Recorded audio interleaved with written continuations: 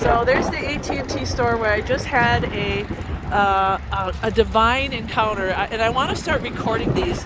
So before I stepped into, I told Chris we need to keep praying for divine encounters, and I really, I really was like, Lord, wherever we go, just help me walk in that spirit and see with discerning eyes. So my phone has not been working. The Google Maps, it just hasn't worked. So I went into this and Byron was in there.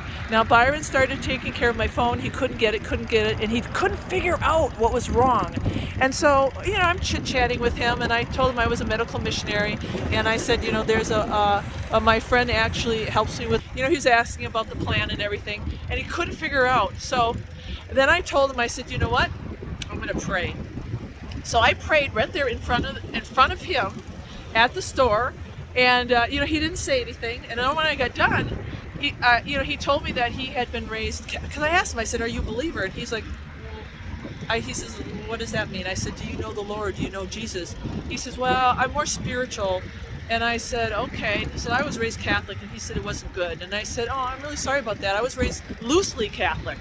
And he's like, "Yeah, he says, and I said, "You know what?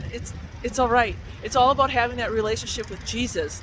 So after I prayed, he's futzing with the phone, and then he's like, "Oh," and then all of a sudden he pushes this button. He's like, "Ah, look," and it worked.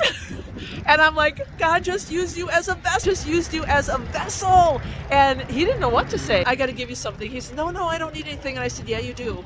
And I pulled out of my tote, which I just put in there today, Steps to Christ. It's a beautiful book about knowing Jesus and who he is and starting a relationship with him. I mean, it's just a great book.